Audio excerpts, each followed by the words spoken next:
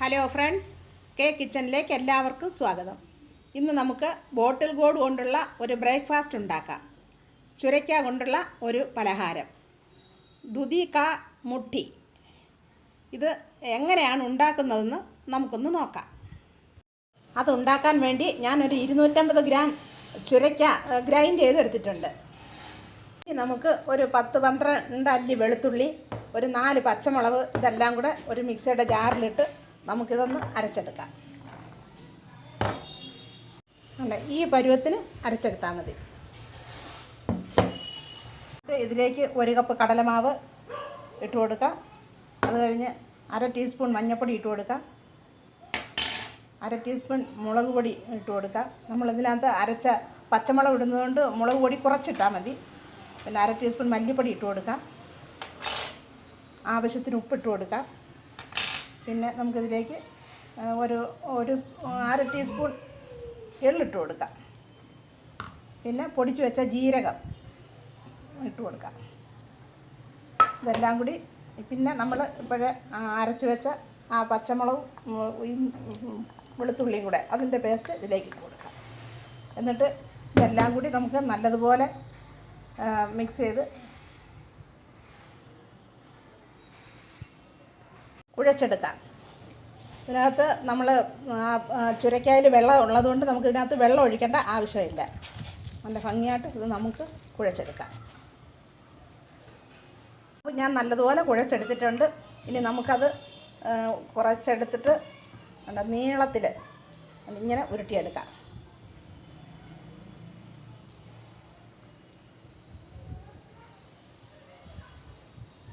ഇതുപോലെ ഉരുട്ടിയെടുക്കാം.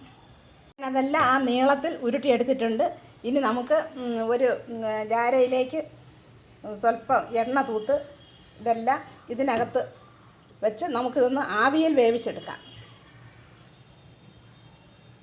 നമ്മൾ വേണ്ടി ഞാനൊരു പാനിൽ വെള്ളം വെച്ച് അത് തിളച്ചിട്ടുണ്ട്. ഇനി നമുക്കിത് അതിലേക്ക് വെച്ച് കൊടുക്കാം.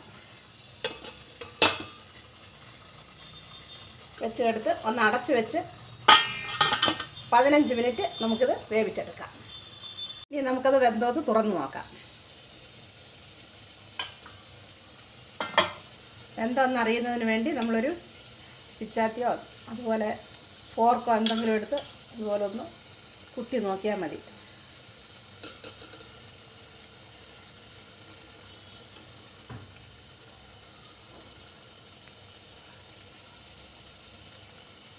വെന്തിട്ടുണ്ടെങ്കിൽ പിച്ചാത്തിയിലിങ്ങനെ ഒട്ടി പിന്നെ നനഞ്ഞിരിക്കും. ഇപ്പോൾ ദാണ്ട് ഇത് ഉണങ്ങി തന്നെയാണ് ഇരിക്കുന്നത്. ഇത് നമുക്ക് വെന്തിട്ടുണ്ട്. ഇനി നമുക്ക് ഇത് പുറത്തെടുക്കാം.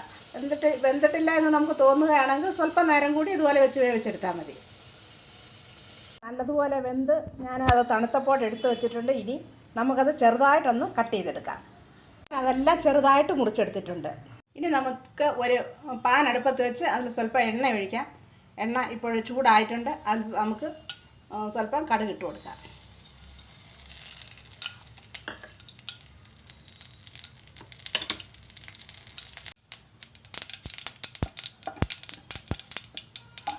കടുക് പൊട്ടി വരുന്നുണ്ട്. കടുക് നല്ലതുപോലെ പൊട്ടിയതിന് ശേഷം നമുക്ക് സ്വല്പം ജീരകം ഇട്ട് കൊടുക്കാം. ബ്രേക്ക്ഫാസ്റ്റിന് സോസിൻ്റെ കൂടെ കഴിക്കാൻ ഇത് നല്ലതാണ്. ജീരകം കടുകും കൂടെ നല്ലതുപോലെ മൊരിഞ്ഞിട്ടുണ്ട്. ഇനി നമ്മൾ ഉണ്ടാക്കി വെച്ചിട്ട് കട്ട് ചെയ്തത് ഇതിലേക്ക് ഇട്ട് കൊടുക്കാം. പഞ്ചസാരയുടെ അംശം ഒട്ടും ഇല്ലാത്തതുകൊണ്ട് ഇത് ഡയബറ്റീസുകാർക്ക് കഴിക്കാനും നല്ലതാണ്. എന്നിട്ട് നല്ലതുപോലെ യോജിപ്പിച്ച് കൊടുക്കാം.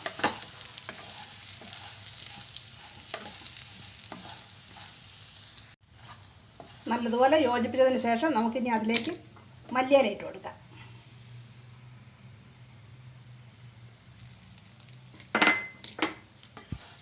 എന്നിട്ട് നമുക്കിതൊന്ന് ഇളക്കി യോജിപ്പിച്ചതിന് ശേഷം ഗ്യാസ് അണയ്ക്കാം.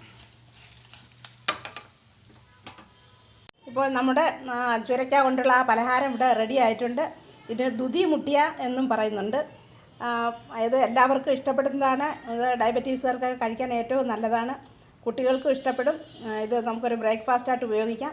എല്ലാവരും ഇതൊന്ന് ഉണ്ടാക്കി നോക്കണം. ഇഷ്ടപ്പെടുകയാണെങ്കിൽ ലൈക്ക് ചെയ്യണം, സബ്സ്ക്രൈബ് ചെയ്യാനും മറക്കല്ലേ, ഷെയർ ചെയ്യാനും മറക്കല്ലേ. വീഡിയോ കണ്ടതിന് താങ്ക് യു.